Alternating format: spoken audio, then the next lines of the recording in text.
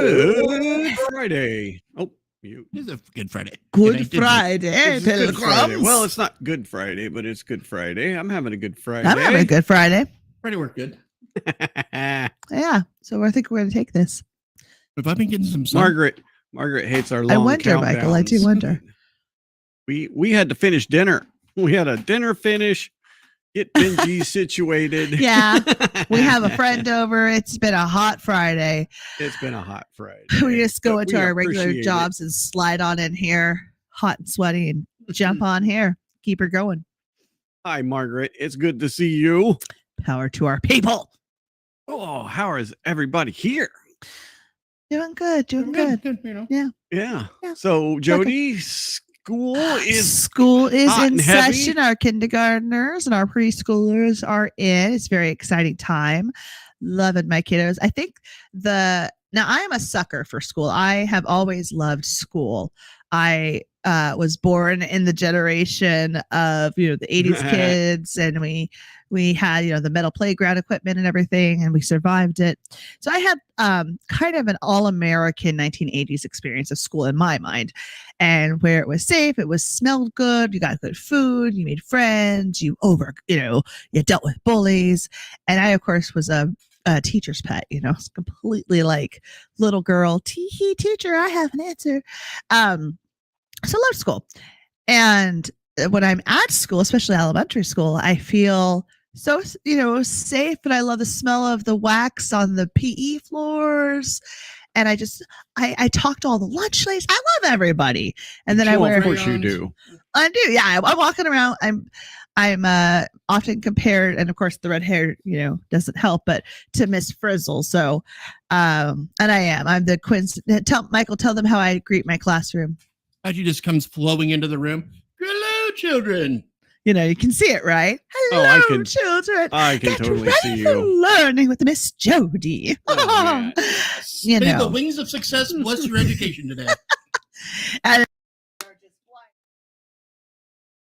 Oh, no. no. I still have her. Yep, there we go. Oh, No, you Michael, didn't. I hope that's always true. Well, in the biblical sense, yes. I still have her. She's still there. She's mine. I believe I claimed that one and said I want that one. I planted my flag and I said, wait, what? Ooh, I done born his kin. that's right. She born I done birthed his my baby. kin. I birthed my kin. This is getting a really weird rabbit hole that I'm not sure I really want to be in. If we're my throne. I don't. Yes. And he's not a bastard, that one either. He's royalty all the way. All right. Anyways, yeah, good week. Hooray. I work with children. Hooray. No, it's my complete reason for a living. I had a friend comment about how this had been it was Nona, and she said this has been a really long time coming for you, that this was one of your dreams. And it was initially going out of high school, because I had a terrible experience in high school. Just a lot of bullying, a lot of issues, not finding my tribe, feeling very alone, but I'm okay being alone because that's normal for me. And what was I saying? You're just going on about being an introvert. Yeah. Yes, exactly. But I had wanted to double major in college with theater and then teaching or education, because I thought, how wonderful would it be if we could use theater more and more in education, using that as a tool that in which we do literacy, SEL lessons, behavioral models, things like that. We use theater and role playing and things. So I had wanted initially back in early 2000s to do that, but it didn't happen that way. And now I'm getting that second piece, that education piece, and I'm very vetted into the theater piece. I know all the right people, so I'm making the connections in a way I never would have had if I was 22 and just starting out. So it always meant to happen this way, which is a very long and windy road. Right. It does take sometimes. It takes gaining that experience and figuring out how to go about things. And yeah, I'm much rather be a new teacher yes. at this age than at a baby Jody age, because I was I mean, I have some leather around me. It's certainly more than I did in my 20s. Right. More of a shield. Yeah, I mean, you I need to teach. I need to be with children. People need to be around me. It's just one of those things when you know that you're that little sunshine of a person, and I need to be around children. Oh my gosh, our babies are so worth all the love and care that we should give them, and to really build those relationships, those safe relationships with adults from the get-go, that they have people, we have expectations that they need to meet, so that we are kind and we are safe to everybody. And then we can coexist with our differences. That's awesome. And learn together and grow together and not be jerks. Right. Don't tolerate that. So opposites attract. That's why you're attracted to Michael, because he doesn't like anybody. The flip side of that is he doesn't like kids. Jody said Michael eloped. I like several people. At least 3. Yeah, I'm like, I love the world, man. None of them are sitting at this table. I don't like any of you. Oh, really? Is that the 3s? No, we're not. Well, we're not. We're not the people. I hope I'm one of them. Yeah, actually, me too. There's Joe Burrow. Oh my God. This is so Michael. It is. This is so Michael. Despite his performance in preseason. Yeah, we didn't do a good game last night, did we? No, it was not. No, but it doesn't matter. It's preseason. We're on to the regular season. Right. I got a bunch of stuff done this week. No. Well, Michael made some badges. It'll eventually be merch. It will eventually be merch. See, we've got a Fed badge. Ooh. And then I was really happy with that one. A clear one for when you're in. What was it you said? When you're undercover. Yeah, undercover. When you're in the field. Undercover badge. It's the informant badge. So that's why the woman doesn't trust you. And this one is the October badge. Pink. Oh, it's pink. Yeah. So this is the breast cancer awareness month badge. Are you aware that there's breast cancer? Ah.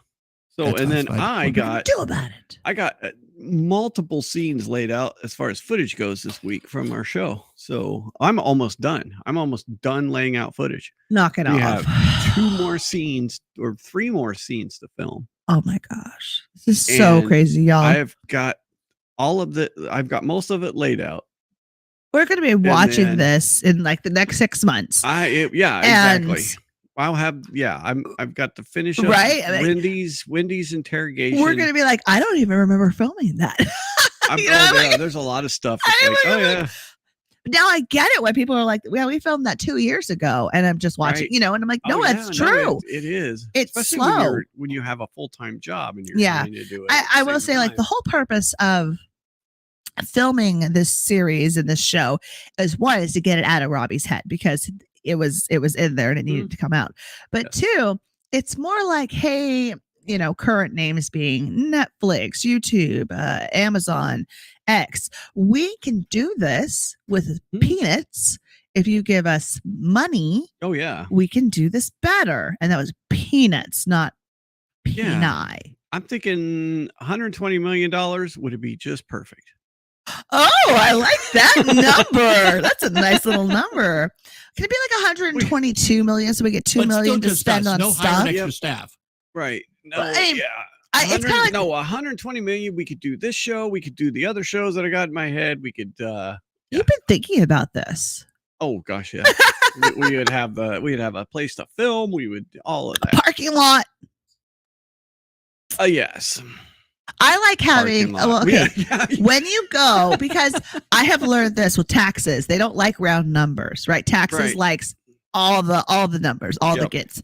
And so when we ask Netflix or X or YouTube or whoever this is, I want us to go with like 22.5 right or something, because I want some spending money. $456,000. I want some burger money. Right. It's like when we get the PFDs here in Anchorage, Alaska. I always when I was in college and I started getting the PFDs because my parents always took it, because it's expensive to live up here. So I when I got in college, I was able to have $1,000 of my PFD was for savings, and then the rest of it I got to spend whatever I wanted. And so it was really exciting. I remember like it was in the late 90s that the PFD was like almost $3,000. It was a lot of money. But What? Hold on, everybody. I have to take this phone call. Oh no. Yes. But anyways, I like spending the extra cash. Yes. Yeah. So Margaret, I don't know about 2%, but we'll have something in there for our original subscribers. Absolutely. Good. Hold on for a second. But yeah, hopefully we can. I'm literally live streaming this right now. Yes. Ooh, and my credit card number is. Oh yeah. So I started to think of something. Other news, the other news. I Hate Donald Trump convention was this week. Yeah. Yes, it because was. instead of talking about policies or their plans for bringing America forward, they talked mostly about the opposing party and how much they hate him. Yeah. That was pretty much all their policies. It's just going to get so much weirder that I'm just. Well, how's this for weird? Robert Kennedy Jr. Yes. The lifelong Democrat from a family of lifelong Democrats withdrew from the race and endorsed the Republican Party's candidate. Yes, I saw that. Who the hell saw that coming? Earlier in the week, I got news reports about this, but. Oh yeah, no. So that was the speculation, but I listened to his speech today while I was working. Oh yeah, I did too. That was an interesting speech. He's got his ideas are correct. Ideas about the food supply and what we've let the corporations do to our food supply over the last 20, 40 years, and how much outsized power that these corporations have. And I got a story tonight. We'll talk about outsized power of these corporations. But that was and his family's not happy. His family is absolutely not happy with that. They've already put out a statement basically just condemning the whole move. Yeah. Mm-hmm. But yeah, no, exactly, his accusations were also fairly strong and should be shocking. Sadly, they're not. Mm-hmm. Talking about how the DNC pretty much stood in the way every step he took. His booklets of petitions, of signed petitions that they challenged, left, right, and center, state after state, court case after court case, in state after state, and then trying to bankrupt him through the courts. Not even. This is the thing that just doesn't make any sense. You don't allow any kind of primary at all, right? You get millions of votes for one candidate that you then replace later on a whim, that because they had a bad debate. Mm-hmm. And it was more than a bad debate. They're only admitting the bad debate. Okay, yeah, exactly. It was absolutely more than a bad debate. But don't believe for a second that they didn't know the man was in decline. No, of course not. They knew that, and the media knew that. Dude, it's yeah. And it's really, really gotten under my skin the past, I'll call it 4 years or almost like 6 years since he's been campaigning against him. How much he's in decline, and it should have been obvious to the rest of us, but some media idiots are just acting like they just noticed and think we're stupid enough to believe him. Like, really? All those times you saw him walking the wrong direction or shaking hands with no one there. Right. Oh yeah, no, exactly. Well, and I mean, yeah, he's a snide photographer gets a look at his little cheat sheet in his hand that says, walk to the center of the room, face the crowd, sit down, No, exactly. It's for years. And I mean, it's been way before him that the person who's supposedly in charge at the top isn't really in charge. It's so many of these agencies are running the government now, which hopefully this hasn't, we haven't seen much of it yet, but drain the swamp. No, when the Supreme Court got rid of the Chevron deference, which, is just kind of makes people's eyes glaze over as far as like we are. I don't know what you're talking about. Well, But it's I'd love to supposed see to them have tamp to, like, down. I'd love to see them have to wear their sponsorship like race cars do.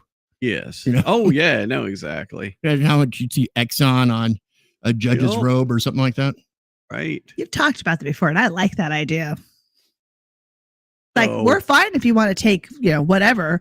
Just be obvious Show about us it. who you are. Yeah.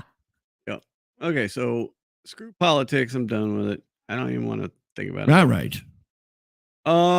Yeah, the Chevron deference was a ruling in the 70s that when the Congress didn't specify what law did, then the agencies that are supposed to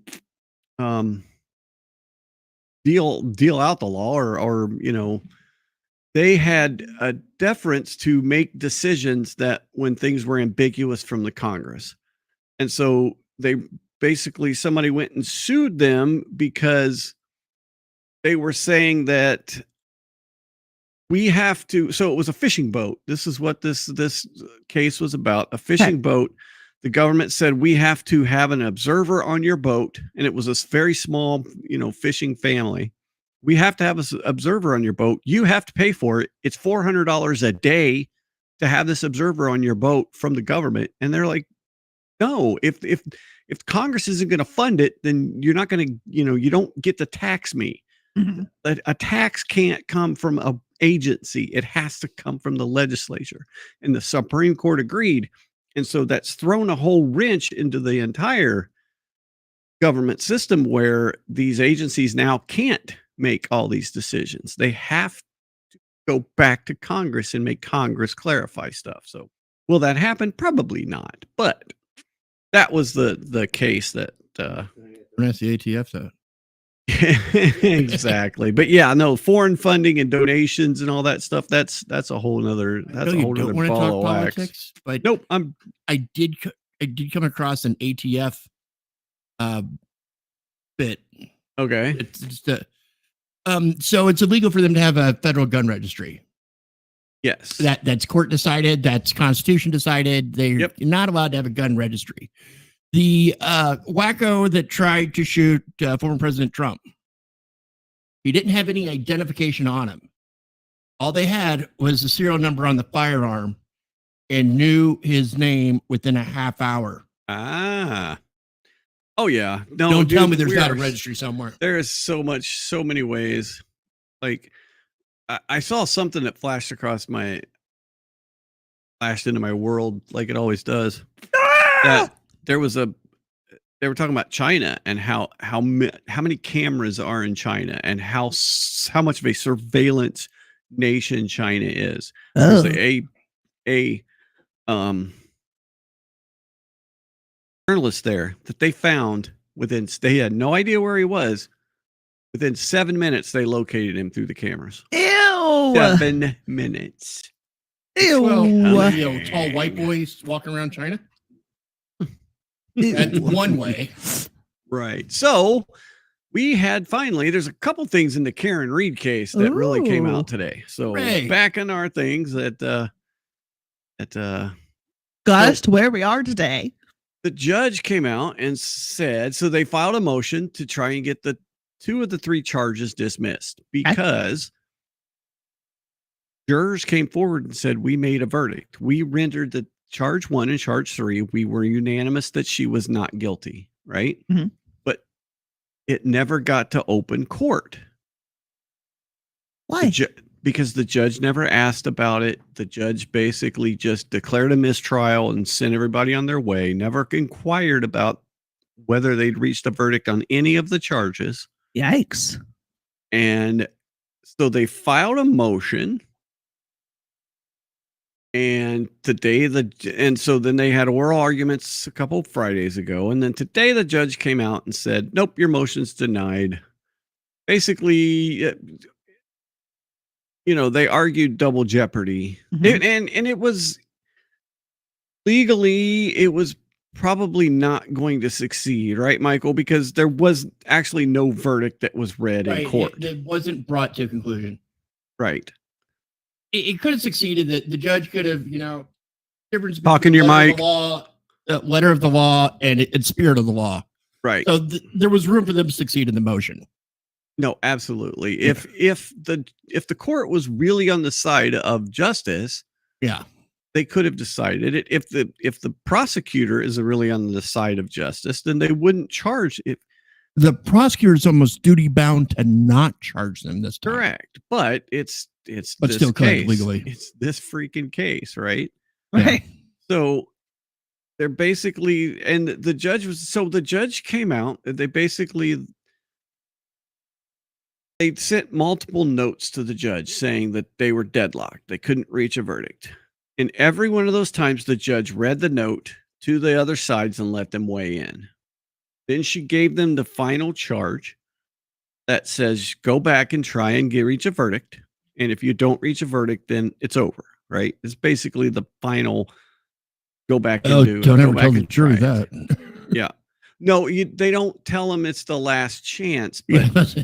everybody Go back knows there, take a it's the nap. last chance. And it's called different things in different states. Then they came back and they said they couldn't get it. And so she didn't do any of the things she'd done before. She didn't read the jury note. She didn't let anybody weigh in. She just declared a mistrial immediately. Didn't ask about any of the other, whether they'd reached a verdict on anything. And then, so she basically hemmed herself in that this was the outcome that it had to be, because she didn't allow anybody to say, was there a verdict reached? She didn't allow that process to even happen in court. So this is the ultimate decision is correct because she made it that way at the end of the first thing. So That's uncool. yeah, it's just this. There's whole also thing's something there a mess. about she consented to the mistrial. Yeah, that's what she said, but nobody actually did consent to the mistrial. She just declared the mistrial because it was the final time, and she said, come back. But then there was this one. So we've all heard about Turtle Boy. Turtle Boy. You've heard us talk about Turtle Boy, right? Cody, do you remember Turtle Boy or no? No. Michael? I'm having trouble myself. The guy who started the whole free Karen Reed thing. Oh, right. Turtle Boy. Yeah, okay. Yeah. Oh, okay. Who was I the thought it was blower? like a totally different case. What's that? I thought it was like a totally different case than you were switching gears on me. No. Okay, he's still the Karen Reed case. He covered the trial. He was like in the court like every day. Yeah. And a juror actually reached out to him. Ooh. Of all of the people, I mean, so and he's a pretty controversial figure in this whole thing, right? He led, he basically led a campaign of free Karen Reed. He had multiple rallies with people and megaphones, and there was yelling and all kinds of stuff, right? And so, I mean, he even went to jail. He served 90 days in jail. Holy crap. He's got 19 19 state counts of juror or Tampering? witness intimidation charges still over his head. Right. So he's a very controversial figure in this. Right. But then 2 weeks ago, he received an email. So he said, I received an email from someone claiming to be a juror in the Karen Reed trial. None of the other jurors have had any interviews with any press whatsoever. I was immediately skeptical, as there's no shortage of degenerates who would spend their days pretending to be a juror in order to feed me misinformation. The juror said a couple things about clothing they were wearing and other context clues that helped identify him. And he said, would you like to FaceTime me? And they did. And in 10 weeks, I spent 10 weeks looking at this face, right? Right. He was in trial the whole time. The jury agreed to speak with me under the condition of anonymity. They're very afraid of being doxxed and attacked on the air and anti-Karen Reed. Plus, it's illegal, right? No, not at all. talk during? This wasn't during the case. It was afterwards. No, this is now. Okay. No, this is now. I thought this was like during the case. It's like that's not right. No, 2 weeks. 2 weeks ago, the juror reached out to him. Okay. So no, this was now. This is way after the case. And so, but they want to keep their anonymity. And so he sent them a list of questions and they answered them. They answered a bunch of them. They're not going to talk about the deliberations. They're not going to talk about other jurors, but some of their answers are really, really crazy. So why did you come forward to speak with Turtle Boy of all media outlets? After the trial, I did a lot of catching up. So, these people were they couldn't read anything about the trial. They couldn't go research the trial on their own during the case, right? They couldn't get online. They couldn't do any of this stuff. They couldn't research. They couldn't watch the coverage. So, after the trial, I did a lot of catching up across multiple platforms and sources and realized the way the news is reported has changed exponentially over the years. No kidding, right? No longer coming from mainstream media alone. I mean, this right here is already just, this is a person who, after this trial and caught up, went, wait a minute. I sat through this. What you're saying is not true. Crazy. You're a gritty and unshakable journalist, despite being perceived as a bit rough around the edges. Above all, you seem to genuinely care about the truth. That was the driving force behind my decision. Had you ever heard of this trial prior to being called from jury? I'm sure I heard about it, but it happened. But it's just, I didn't pay attention to it, right? Right. So when you got to jury duty, the day you were aware that Karen Reed was picking a jury, I was aware they're picking a jury. Still surprised I got chosen. Where did you park? I don't want to talk about where I parked. What did the jurors talk about? Basically, they said they were social. Did they see this? Because there were a lot of protesters, right? There were a lot of people showing up on both sides. Most of them on the free Karen Reed side every day, right? Those were the people that were out there. And there were times we catch a glimpse from the bus, but we didn't, we couldn't see everything going on outside. How hard was it not to catch up on the trial? It wasn't that difficult. I wanted to be completely impartial. So this is the kind of person you want as a juror, right? Somebody that's going to be completely impartial. Were the jurors aware that he was kicked out? So he's kicked out for some of the people that he's supposedly intimidated.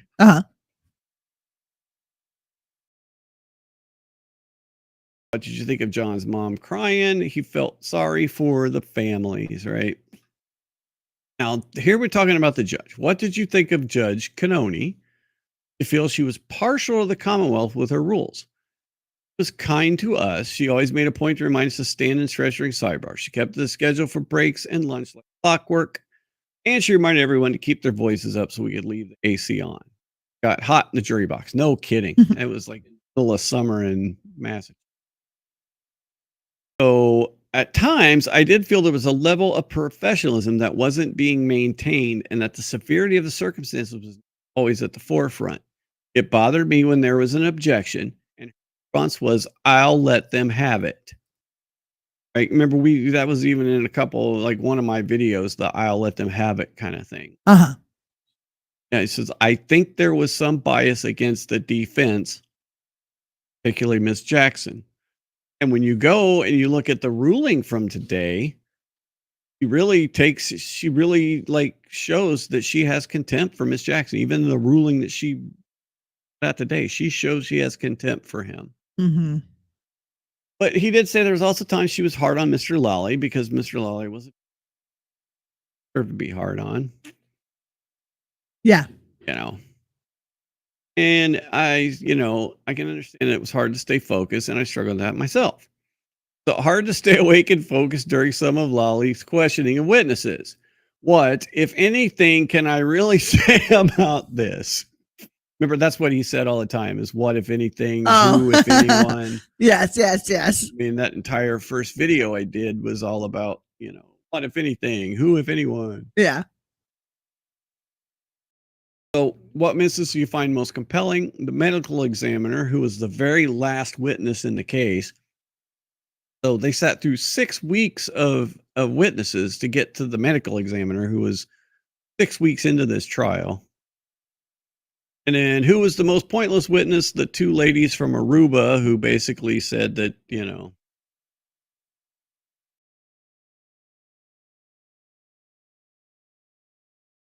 then you remember Michael Proctor, the state trooper, right? The main trooper. Like, what did you think of Michael Proctor's testimony? Michael Proctor's mentioned every single day of the trial, so to say someone I was anxiously waiting to hear from would be an understatement.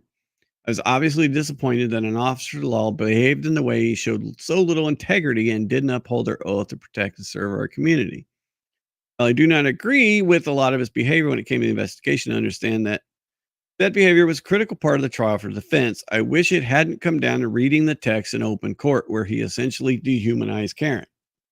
So that really stuck with the jury there, that whole thing. Yeah. And another one. So remember the video that was backwards on the cars in the garage were backwards? Yeah. Like, did you feel deceived by the inverted Sallyport video? Yes, very much so. Prosecution's emphasis on this video and its supposed significance in proving beyond a reasonable doubt that nobody was near the damaged taillight was a primary focus throughout the trial. And it was a shock to find out what I believed I was seeing was actually were not one and the same. Like, yeah, no kidding. Yeah.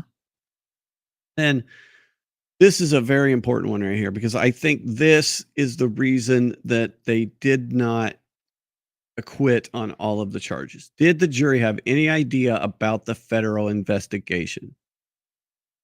There was at one point, one of the witnesses said that he spoke to the feds, right? And so did the jury, if not, what did you think of Ryan Nagel when talking about when he said, I spoke to the feds? And what did you think all the references to the other proceedings? Perhaps others caught on, but I honestly had no idea. I missed Ryan Nagel mentioning the feds during his testimony. So that went over his head. He didn't hear that. Okay. I assumed the other proceedings were a grand jury or something like that. I had no reason to think that there was something as big as a federal investigation going on. So, and then it comes down to the experts that were not hired by either of them, right? They came in from the FBI, the two experts, the one guy that built the cannon. Remember he talked about building the cannon and everything? Yes, the cutie. The cutie.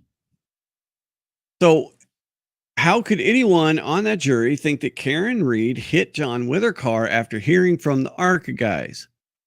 I can only speak for myself, but you have to understand, we were not told where these witnesses came from. There was a lot of conflicting testimony throughout the trial, especially regarding IT and accident reconstruction experts. He puts experts in. Oh man, yeah. Because you remember that other guy, the bald-headed trooper guy that was like a complete moron when it came to this. Yep. I understood that neither the Commonwealth nor the defense hired them, but I had no idea where they came from. For all I knew, they were two very smart, well-educated people who read about the case online, decided to analyze what happened. Found them credible, but there were things that weren't aware of that I thought were important, and I couldn't understand why they were testifying when they didn't seem to have all the information. The positioning of their presence and the information they had provided to analyze was strange, no doubt, but being hired by the FBI or any other agency never crossed my mind. So that was always confusing to me as to why they would still think that she hit the car after these really credible PhD experts testified that he didn't get hit by a car.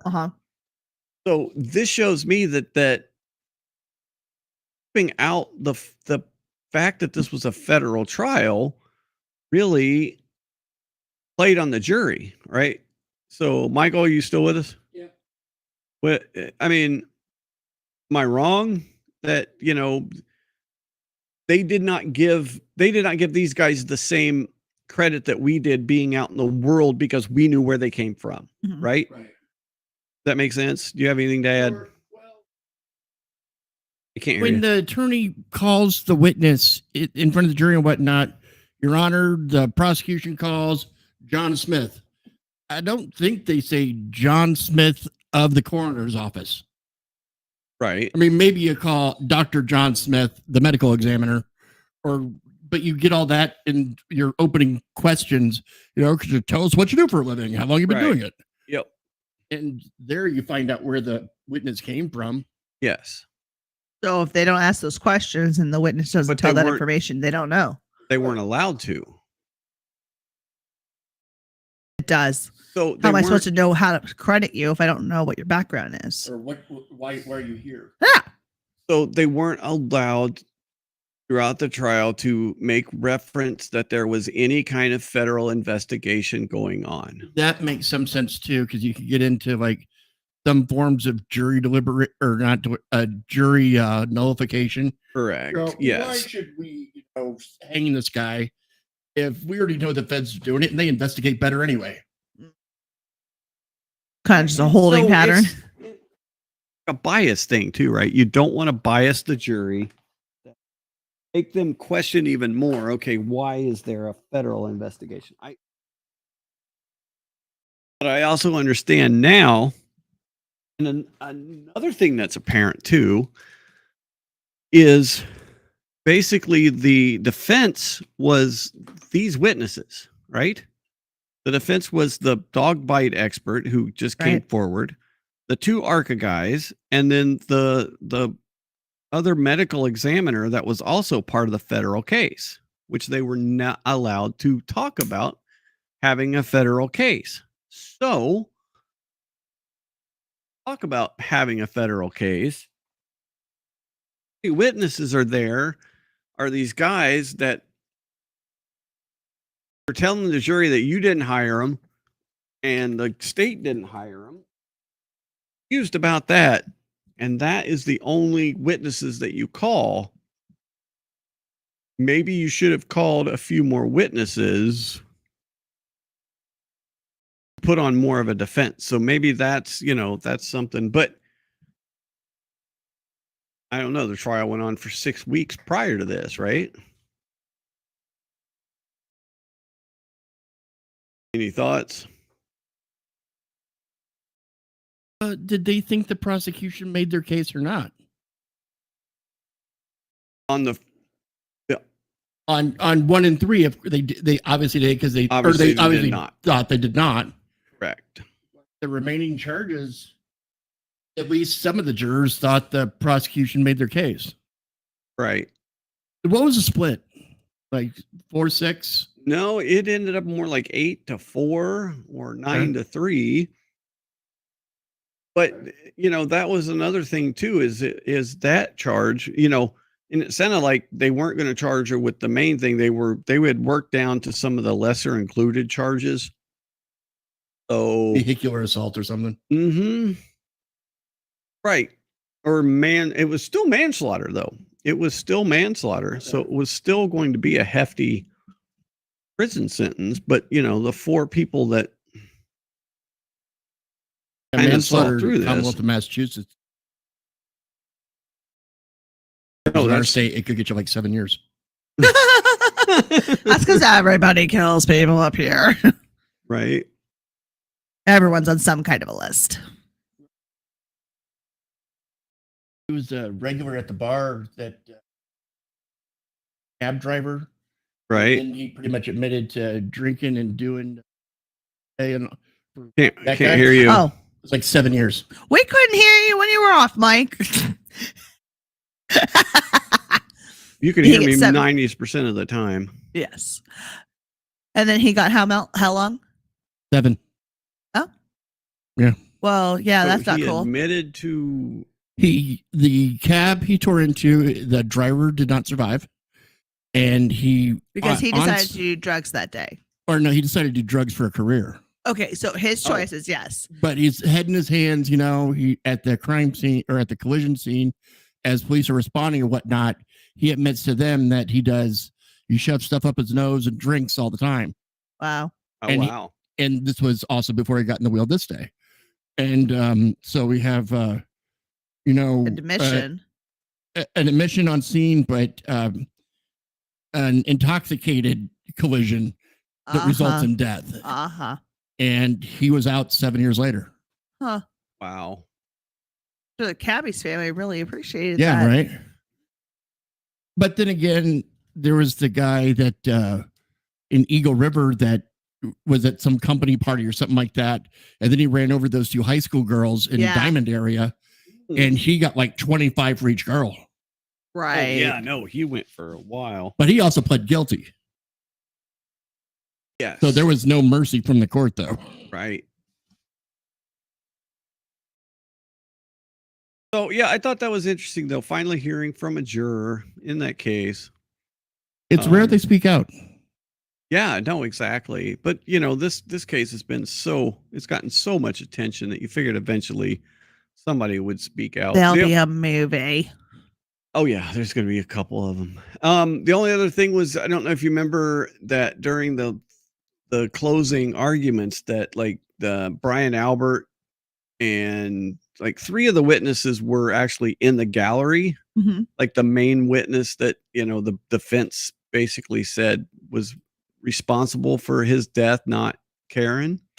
And they actually sat in on the closing arguments, just staring at the jury the whole time, right? Do you remember that or no? I don't remember that. Okay. So they asked about that. He said, I felt it was inappropriate.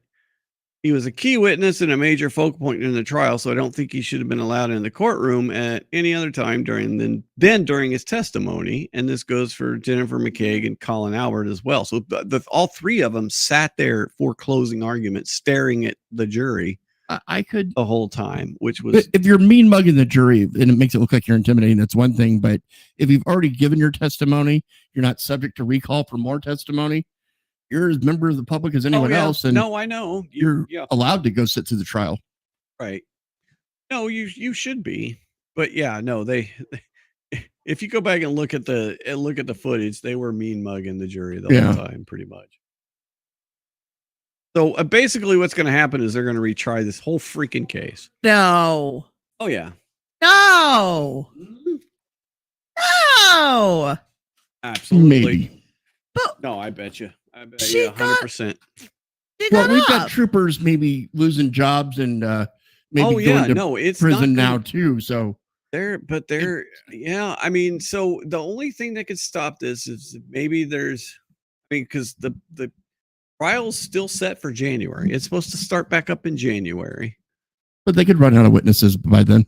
They could definitely have less witnesses with the situation with the troopers getting fired. But I mean, I bet you they do it, dude. I do. I bet you they do it. Unless the DA gets, if there's an election coming up and he loses his election, then maybe not. Maybe if there's a new DA that gets in there, but the DA they got in there now, they'll absolutely. Have you ever thought to call the prosecutor's office because something happened in the community and you wanted to give the prosecutor your 2 cents worth on how you feel, whatever about the case? Has that ever occurred to you? In this situation, yeah, probably, but not. When I was working at the courthouse, one of the magistrates was telling about her time as the prosecutor for the city here. Okay. And there was this one case, Cliff Notes version. It was a person with a suspended license, was drinking and probably shouldn't have been, something along those lines. Anyway, gets in the car, suspended license, and ends up basically another vehicular homicide. And she said the phones were ringing off the hook with the city, or the citizens of the city, just calling in saying, hang the bastard or set him free, something along those lines. Because there was another component in there that made you think this guy's a hero. Something about that. I don't remember it all, but I was just kind of amazed at this going, I would imagine the prosecutor's so busy, they don't need to hear from Joseph and me about this case I'm not a part of. But I guess if you feel that passionate. But she said the phones are so much, all their call taker had time to do was answer, hang him or let him go. Hang him or let him go. So, and it was it sounds like there was a lot of different opinions about this whole thing, huh? Yeah, but not like the prosecutor could use any of that info. Well, no, exactly. It's like the city's position on whether this crime occurred and who did it really irrelevant. No, exactly. So another story that a lot of people aren't covering, which some people are picking up, is this lady, and her name is, hang on a second, let me get. Okay, so this person named Amy Nelson, she's starting to get some recognition out here. And what caught my attention was she put out this X stream the other day.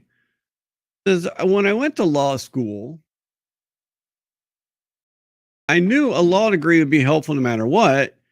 Never did I imagine that I would use my skills and training to prove my husband's innocence from federal prosecutors after Amazon tried to imprison him. Okay.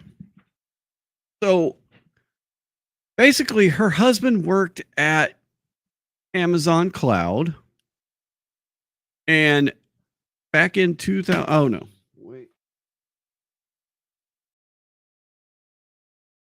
And then he started his own business, right? And so basically his employment contract, didn't say anything about him having another business or, any kind of conflicts or interest. I don't know exactly what he did, but it sounded like he was in the real estate thing. And then he started his own company and raised the money and was pretty successful in his first year. And then Amazon all of a sudden said, can't do that. They sued him, but then because I'm saying Amazon, my Amazon tablet thinks I want to order something from Amazon, and it's really confused right now. So basically what it comes down to is Amazon was able to just go to the DOJ and tell the DOJ that this person violated their contract with them in an illegal way, and the Department of Justice came in and confiscated all of their money. Who's the little guys, right? No, Amy Nelson. Yeah. Basically came in and not only took the money that he made, took money that she made. Wow. And basically, geez, Amazon, you big bully. Well, why did they have such huge power with the DOJ? How can they go to the DOJ? They embed with them. They didn't even give them the contract. They just said, trust me, bro, this is illegal. And the DOJ said, yeah, I agree. Took all of their money and basically went to some other folks that worked with this guy and made them plead guilty to other crimes to testify against this guy, her husband. Dang. But now they've come out and said, never mind, we're going to vacate those things. Authorities seek to dismiss criminal fraud cases in Virginia spurred by Amazon. This is from the Washington Post. After a judge rejected civil claims that the company was victim of a kickback scheme in real estate deals, prosecutors are dropping a parallel probe. So they basically went to these guys, made them say that this guy was giving kickbacks and all this stuff to do these deals, took a couple million of dollars from these people, made them sell their house to fund a legal defense against the government. My God.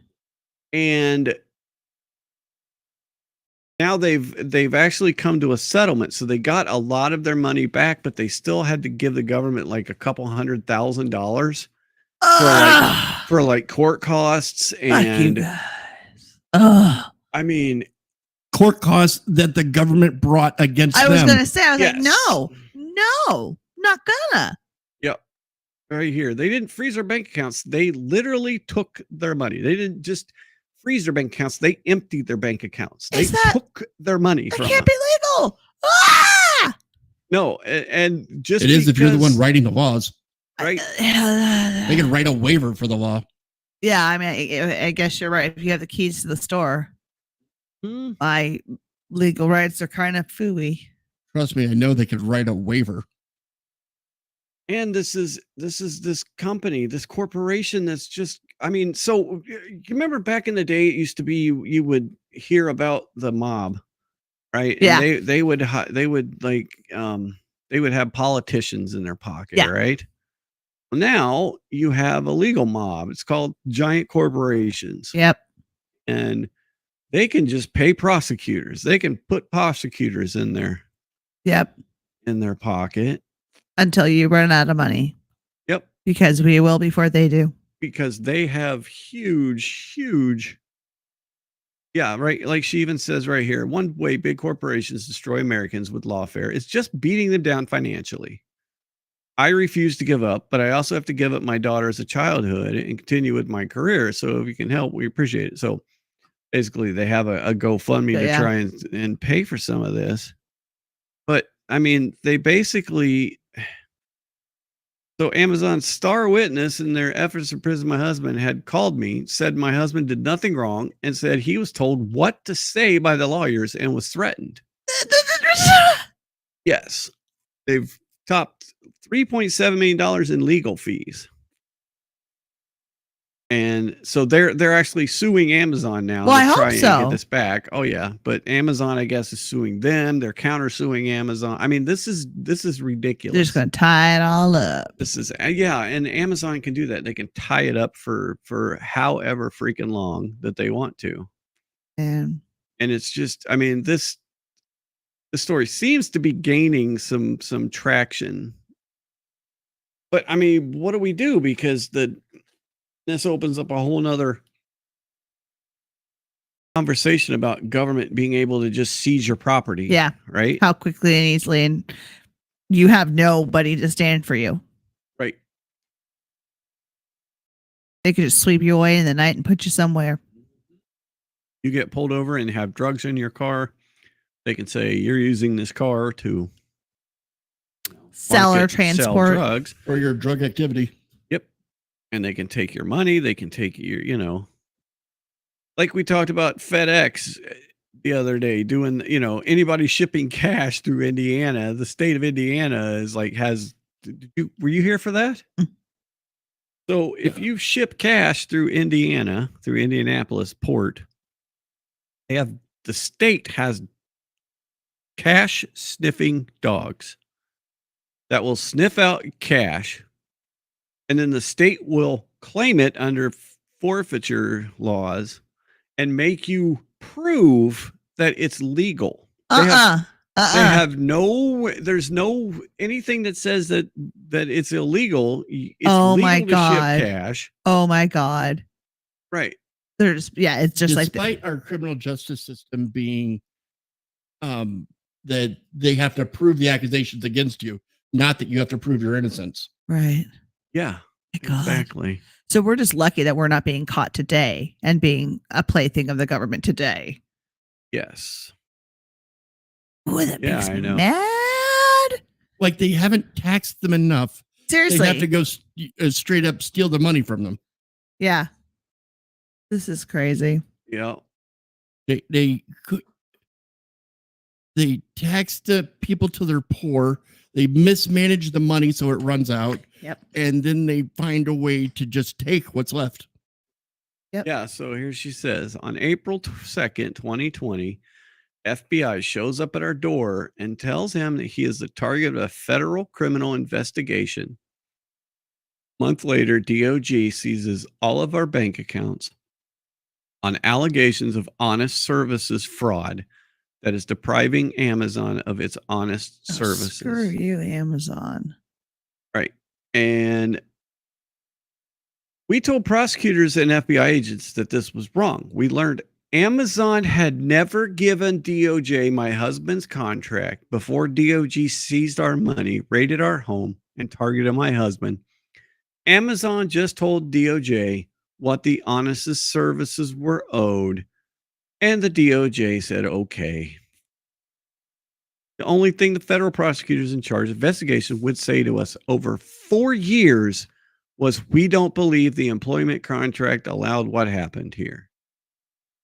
So the government is enforcing Amazon's employment contract that they thing over there still telling me, unlock your device so I could I'm saying the A word. Yep. So You after say South American jungle. Yeah, after South American Jungle finally gave DOJ my contract at our demand, their top 2 ethics lawyers gave DOJ a written presentation where they said, hey, let's ignore that pesky employment contract. Look at the code of conduct. It's just Insane. It's insane that these folks have so much power. Yeah. So much power that we're Sitting ducks. And I bet you if you're looking at the big picture too, the money they're talking about that Amazon lost is probably pennies compared to their, top Oh, number. yeah. Absolutely. No, Pennies. absolutely. They just can't have anybody Robin Hood. Right. Well, you open the door, it's a revolving door. Right. This is somebody that's successful on a level that's not even close to that South American Jungle company. Not even close. I mean, yeah, within just fractions of pennies of what they make.